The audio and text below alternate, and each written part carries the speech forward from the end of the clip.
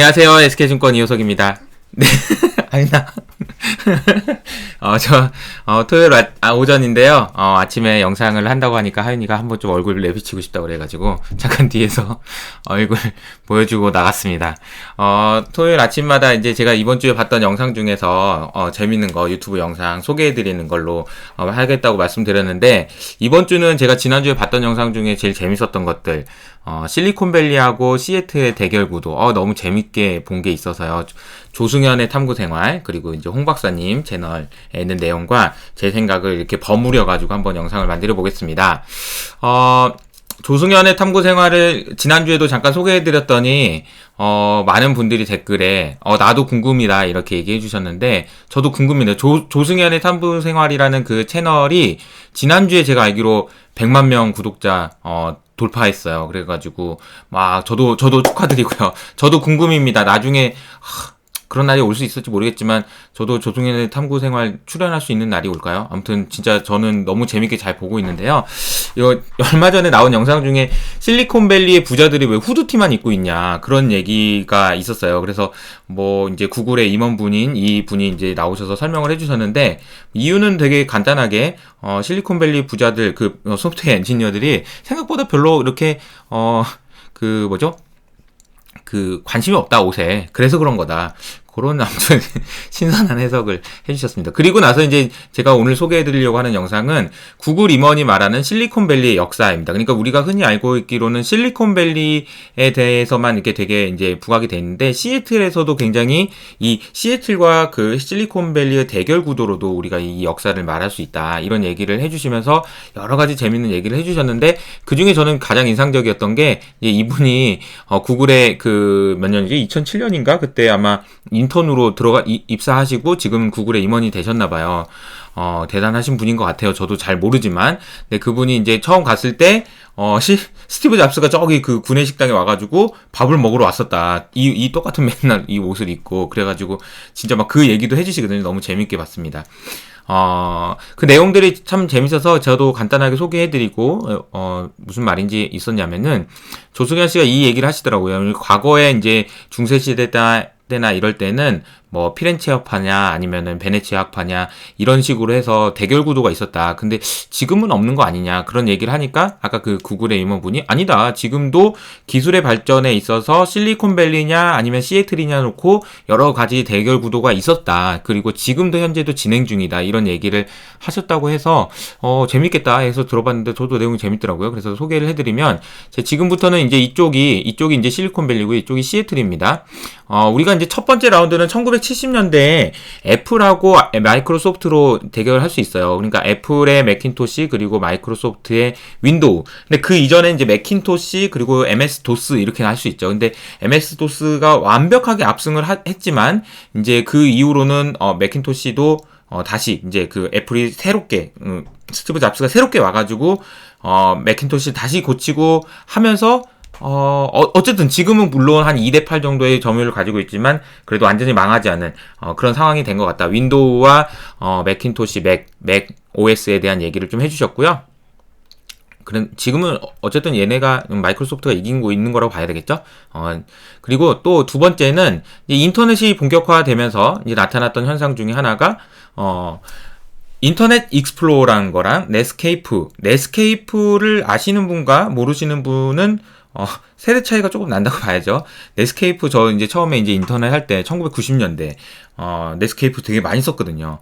근데 이제 어느 순간 넷스케이프가 없어지면서 마이크로소프트가 OS에다가 인터넷 익스플로러를 그냥 공짜로 주고 하면서 플랫폼을 가지고 있으면서 이걸로 확고하게 그냥 완벽하게 넘어가 버리게 됩니다. 그래서 점유율이 이쪽으로 굉장히 쏠린 현상이 생겼는데 여기서 이제 모바일에서 이제 그 익스플로러로 넘어가면서 이제 나타났던 현상은 이렇게 다양한 그 사파리 그리고 크롬 그리고 익스플로러 이렇게 되는데 아시는 것처럼 크롬과 사파리 얘의 점유율이 이미 뭐 거의 한 90% 이상 돼요. 나머지는 3%가 안 된다고 하더라고요. 그래서 이렇게 사실은 구글과 애플은 실리콘밸리에 있다가 보면 두 번째 인터넷 익스플로러의 싸움에서는 모바일로 넘어가면서 시애틀이 실리콘밸리에 진 거 아니냐 이런 얘기를 또 해주셨습니다. 이렇게 보면 또 흥미진진하더라고요. 괜히 뭐 꼭 이게 뭐 애플은 실리콘밸리 거고 뭐 마이크로소프트는 시애틀 거다 그런 건 아니지만 그냥 이렇게 나눠서 보면 또 재밌는 구도가 되는 것 같다라는 거고요. 그리고 이제 보시는 것처럼 OS와 그리고 iOS와 안드로이드는 둘 다 이제 실리콘밸리에 있는 기업들, 애플과 구글의 싸움이었었고, 그런데 의외로 시애틀에 그 본사를 두고 있는 그 아마존이 또 나타나서 아마존이 또 시애틀에서 굉장한 활약을 하면서 뭐 물론 이거랑 대결 구도는 아니지만 어쨌든 그냥 구도상으로 요런 그 지역별로 이렇게 나눠볼 수 있지 않냐 요런 얘기를 좀 해주신 것 같습니다. 그리고 지금 현재는 사실 지금 보면 여러 가지 또 추가적으로 또 이제 IT 혁명에서 기술 개발이 진행되고 있는 것들이 좀 있는데 대표적인 게 이제 AI가 되겠습니다. AI가 이제 구글 어시스턴트 아니면은 뭐 텐서플로우 이런 게 있고요. 아마존의 알렉사 이런 게 있고요. 그리고 클라우드는 아마존과 마이크로소프트가 1, 2위를 다투고 있는데 AWS 그리고 아주르 이렇게 있습니다. 그리고 OTT도 넷플릭스가 이제 실리콘밸리에 있다면 뭐 시애틀에는 아마존의 프라임 비디오가 있다. 이렇게 뭐 얘기를 했는데 사실 이게 굳이 이렇게 나누는 것이 어떤 의미가 있는지는 저는 뭐 그렇게 썩 와닿진 않지만 그냥 흥미롭게 그냥 재미로 봐주실 수 있을 것 같습니다. 그리고 여전히 AI나 클라우드나 OTT 이런 그 비즈니스는 기술적 혁명은 계속해서 진행되고 있는데 이 두 개의 도시에 있는 수많은 소프트웨어 엔지니어들 그리고 이제 이런 기술자들 이런 분들이 앞으로도 그 세상의 변화를 이끌어 가지 않을까 그런 생각을 저는 좀 하고 있고요. 그래서 이 회사들이 특히나 AI가 어떻게 세상을 바꿀 수 있는지 이런 부분에 대해서 저도 사실 그 공대 출신인데다가 AI에 대한 관심도 많고 공부도 많이 하지만 아직도 잘 모르겠어요. 그런데 지금도 굉장히 빠른 속도로 진행되고 있다라는 생각은 듭니다. 네. 홍 박사님의 얘기로 또 넘어가서요. 홍 박사님이 최근에 유튜브 영상 보니까 PC를 바꾸셨나봐요. 그래서 앞으로 더 많이 올리시겠다고 하면서 이렇게 또 의욕을 불태우고 계십니다. 그래서 유튜브도 열심히 하실 것 같은데, 이 최근에 이제 말씀해 주셨던 그 영상 중에는 왜 대도시에 살아야 하는지에 대한 얘기를 해 주셨습니다. 이게 또, 갑자기 뭐 조승현 탐구생활과 이게 무슨 연관이지? 이렇게 생각하실 수 있는데, 연관이 있습니다. 이 그림을 보시면 이게 이제 연준에서 나온 그 논문을 가져와서 설명을 해 주셨는데, 이게 이제 검정색 선이 1982년이고요. 그리고 파란색 점이 뭐냐면 2018년입니다. 2018년. 1982년과 2018년.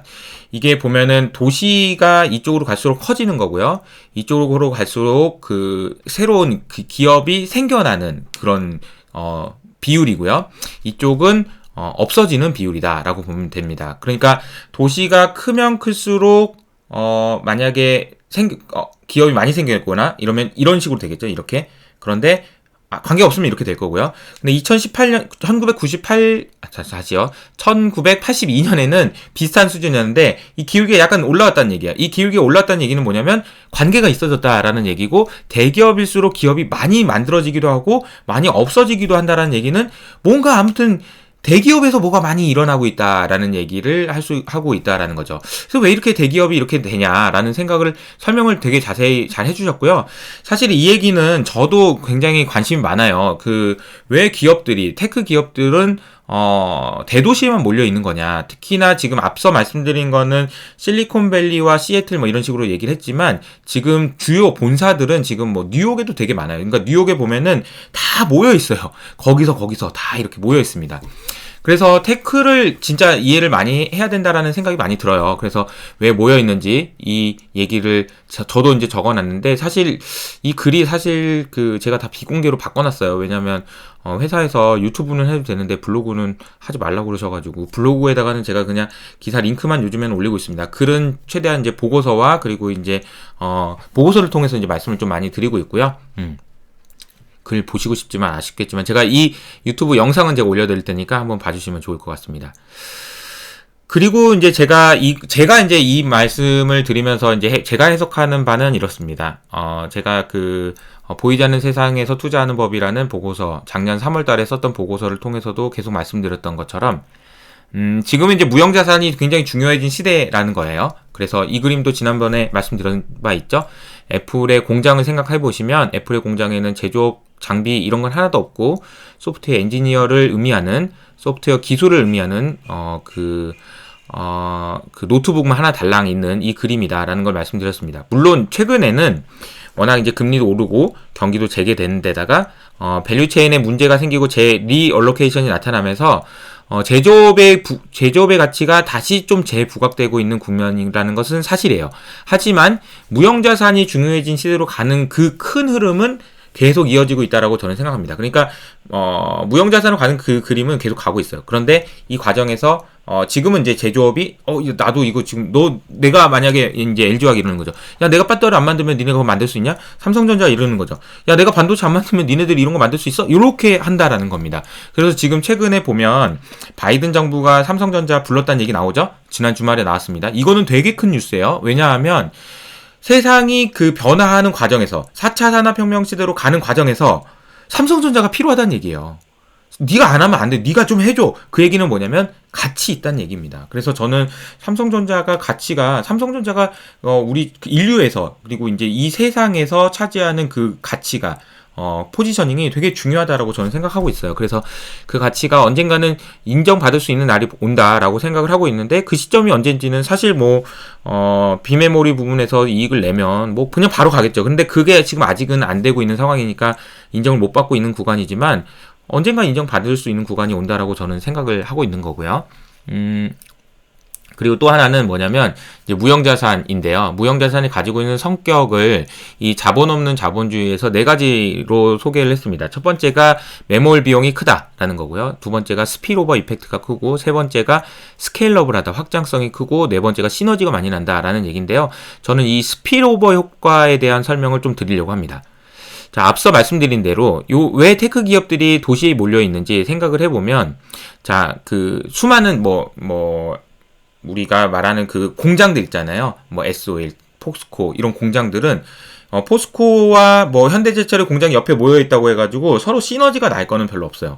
이건 유형 자산에서는 시너지가 나거나 스피일오버 이펙트가 없습니다. 이거를 가지고 도망갈 수가 없어요. 물론 포스코가 가지고 있는 R&D 기술은 가지고 도망갈 수 있겠죠. 그러니까 무형 자산은 가지고 도망갈 수 있어요. 그걸 스피일오버 이펙트라고 합니다. 그러니까 우리가 지적재산권 얘기도 많이 하고 그런 거잖아요. 근데 이 얘기가, 이 스피일오버 이펙트가 사실은 이 기술을 하고 소프트웨어 엔지니어들이 왜 모여 있으려고 하는지를 설명하는데 아주 중요한 영향을 준다라는 생각인 거죠. 제 생각은 그런 거예요. 그러니까 아까 말했던 실리콘밸리와 시애틀에 있는 수많은 엔지니어들이 같이 옆에 살면서 막 이런저런 얘기하다가 진짜 이거 기술 개발하다 보니까 이게 안 되더라. 저거는 되더라. 수많은 사람들이 모여 있으면서 생기는 어떤 혁신의 폭발적인 성장, 이런 것들이 도시에 있을수록 진행이 많이 된다라는 얘기입니다. 그래서 도시 쪽으로 더 모이지 않겠냐라는 얘기를 좀 홍 박사님도 해주셨고, 저도 일정 부분 동의하는 부분이 있습니다.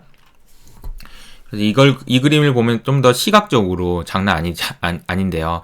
이게 이제 GDP의 규모를 2018년 기준으로 했는데 이게 아마 좀 더 도드러지게 나타나지 않았을까 싶긴 해요. 그래서 미국의 GDP를 지역별로 나눈 겁니다. 그러니까 지금 보면은 뉴욕이 지금 1.7조 달러고요. 미국 GDP는 자주 말씀드렸지만 20조 달러 정도 된다고 말씀드렸죠. 그리고 여기 이제 로스앤젤레스가 1조 달러고요. 샌프란시스코가 0.5조 달러 등등입니다. 이게 보면은 이게 캘리포니아 지역에 이렇게 밀집돼 있고, 뉴욕 지역, 그러니까 이쪽에 너무 모여 있고, 여기에 이제 시애틀이 있는 거죠. 그런 상황이다라고 보시면 될 것 같습니다. 그러니까 GDP 규모로 보면 뭐라고 해야 되지? 참 이게 굉장히 양극화가 미국에서도 진행이 되고 있는데, 이게 어떻게 보면은 기술혁명이 되고 초연결 시대가 되고 이런 것들이 가속화시키는 경향이 있다라는 걸 말할 수 있는 것 같습니다. 물론 반론도 있어요. 반론은 뭐냐면 코로나가 터지고 나서 재택이 되면서 사람들이 그냥 근교에 살 수 있다라는 정도는 있습니다. 그러나 근교에 산다고 해도 시애틀의 근교에 살지 여기에 살지는 않을 것 같다라는 걸 말씀을 드리는 거고요. 저도 그래서 안타까운 얘기지만 제가 이제 부동산 전망은 저도 모르니까 안 합니다만, 홍 박사님의 생각은 그런 것 같고, 저도 이건 어느 정도 동의한다, 이 정도로 말씀드릴 수 있을 것 같습니다. 그리고 또 이제 다른 주말 동안에 이제 보셔도 괜찮을 것 같은 유튜브 영상 몇 가지만 설명을 좀 드릴게요. 지금 그 림포맥스 라이브 중에서 3월 29일이면 언제죠? 월요일이네요. 월요일날 인포맥스 라이브에서 정의석 연구원이 얘기했던 테슬라가 전 세계 최대 기업, 그러니까 테슬라의 시가총액이 최대 기업이 될 수 있을까? 이런 얘기를 좀 해주셨는데요. 저는 이 영상을 꼭 보셔야 된다고 생각해요. 그래서 이거는 소개를 해드리고, 인포맥스 라이브 3월 29일자 1시간 28분부터 나옵니다. 이거 한번 보세요. 그래서 이제 테슬라를 바바리안 리서치에서 어떻게 보고 있는지를 설명을 해준 겁니다. 근데 이제 왜 테슬라가 왜 중요하고, 저도 자꾸 테슬라 얘기를 많이 하냐면요. 제가 테슬라에 대해서 뭐 긍정적인 얘기도 했었고, 테슬라의 주가를 설명할 수 있는 여러 가지 방법론이라든지 뭐 얘기를 많이 했잖아요. 사실 제가 말씀드리고 있는, 강조하고 있는 것들은 대부분 테슬라에 다 영향을 줍니다. 무형자산, 그리고 리얼 옵션, 그리고 데이터, 성장, 그린, 우주, 자율주행, AI 전부 다 테슬라에 포함됩니다. 그렇기 때문에 테슬라가 저는 이번 사이클의 주인공이라고 생각하고, 제 영상을 찾아보면 테슬라가 성공해야 되고, 그 성공이 왜 중요한지에 대한 설명도 많이 드렸습니다. 그렇게 이제 테슬라를 설명하고 나서 보니까, 주변에 있는 분 중에 이제 뭐 저한테 이제 댓글 혹은 이제 메시지로 좀 막 악플 내지는 이렇게 막 신랄한 비판을 해주시는 분들은, 너 테슬라를 그런 식으로 얘기하냐? 테슬라는 사기인데, 너 그렇게 테슬라 이렇게 좋아하는 거 보니까 너는 정신병이다. 이렇게 얘기하시는 분도 있습니다. 저도 뭐, 물론, 제가 그거 모릅니까? 저는 이게 지금 버블이 아닌 것 같다라고 말씀드리는 거 아니잖아요. 지금 너무 비싼 것 같다. 그렇지 않다라고 말씀드리는 거 아닙니다. 지난번에 제가 3프로TV에 나가서도 미국 기업들 중에 PSR이 4배가 넘는 게 절반이 넘어요. 뭐 이런 얘기도 했었고, 말도 안 되는 것 같아요. 근데 그렇게 생각한다면 미국 주식도 다 숏을 해야 되고, 그런 상황이라는 건데, 그런 상황인지 아닌지를 판단하고, 어렵지만, 물론 이게 소용없는 일일 수 있지만, 제 일이니까 지금 하는 거고, 제가 관심 있고 재밌으니까 하는 겁니다. 근데 제가 생각하기에는, 이번 주말에 이제 어제 이제 테슬라의 판매량이 나왔는데, 놀라운 숫자가 나왔고요. 사실 1분기는 물론 이제 차량용 반도체가 언제 해결이 될지는 알 수 없지만, 1분기는 차량용 반도체 영향 때문에 테슬라가 판매량이 줄지 않겠냐라는 전망이 굉장히 많았고, 17만 대 정도 되면은 진짜 대박 아니야? 한 15만 대나 16만 대 정도도 가고야 되지 않을까? 이런 생각이었는데, 18만 대가 나왔고, 특히나 모델 S와 모델 X는 한 대도 생산하지 않고 이게 기록한 거라서 참 대단하다라는 얘기들이 지금 나오고 있는 상황인 것 같습니다. 뭐 이것 때문에 주가가 어떻게 된다 이런 전망을 하는 건 아니고요. 다만 저는 이런 생각은 들어요.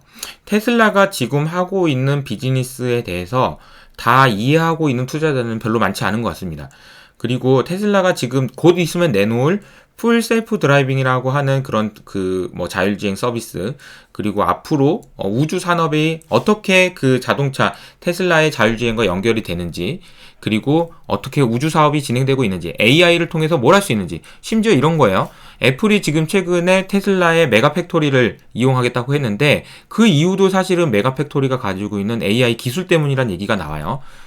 그러니까 지금 모르는 거예요. 지금 테슬라가 어떻게 되는지에 대해서 알지 못하고, 우리가 지금처럼 보고 있는 초연결 시대의 밸류에이션이 어디까지 올라갈 수 있는지에 대한 계산을 하기 위해서도, 왜 몬테카를로 시뮬레이션까지 왔겠습니까? 그 얘기가 단순히 딱 그 현상만, 몬테카를로 시뮬레이션이 밸류에이션이 들어왔다고, 아이고, 망조다. 이렇게 생각하고 끝내지 마시고, 왜 그렇게까지 왔는지를 고민을 해보시면, 저는 이해하려고 노력을 하고 있는 거고, 저는 스스로 납득이 됩니다. 그러니까 이 얘기를 드리는 거고요. 제가 무슨 이게 종교에 빠진 거, 정신병이 걸리고, 이런 거는 아닌 것 같은데요. 어떻게 생각하시지? 제가 그렇다고 테슬라 사세요 이렇게 얘기하는 건 아닙니다. 절대. 네, 그렇습니다. 그리고 이제 당연히 수요일 날 하신 거는 못 보신 분이 있으면 꼭 보셔야 될 것 같고요. 김타 기사님 나오셔서 지금 시장에 대한 진단을 아주 명확하고 정교하게 딱 직관적으로 해주셨기 때문에 한번 보시면 좋을 것 같습니다. 제가 늘 말씀드리던 지나간다라는 얘기 해주셨고요. 엄경화 연구원도 나오셨네요. 이 엄경화 연구원이랑 저랑 진짜 옛날에 대한해운 펜오션 탐방 다닐 때마다 제가 엄경화 연구원한테 전화해가지고 탐방 끝나고 가는 길인데요. 이게 대한해운이 지금 이런데 이거 어떻게 생각하세요? 그러면 엄경화 연구원 그래요? 진짜요? 이러면서 엄청 얘기도 많이 하고 그랬는데 엄경화 연구원 나오셨네요. 반갑습니다. 저도 옛날에 아시는 분은 아실 수 있고 모르시는 분은 모르겠지만 저도 옛날에 정말 해운주 탐방 많이 다니고 그랬거든요. 그래서 요새 HMM 가는 거 보고 참 격세지감입니다. 제가 그렇게 공부하고 할 때는 안 가더니 지금은 진짜 잘 가더라고요. 근데 이제 어떻게 주가 전망을 하지 못하지만 저도 지금은 그럴 입장은 지금 제가 코멘트를 드릴 수 있는 입장은 아니지만 엄경화 연구원이 그 테슬 HMM에 대한 얘기 해주신 것도 한번 체크해 보시면 재밌는 얘기들이 많이 있는 것 같습니다. 한번 보시면 좋을 것 같아요. 오늘은 실리콘밸리와 시애틀의 대결 구도라는 제목으로 참 제 생각도 말씀드리고 조승현의 탐구 생활에 나와 있던 내용 그리고 홍 박사님이 소개해 주신 내용까지 소개해 드렸습니다. 주말 동안에 한번 시간 되실 때마다 한번 체크해 보시면 좋을 것 같아서 영상 만들어 봤습니다. 이상으로 마치도록 할게요. 감사합니다.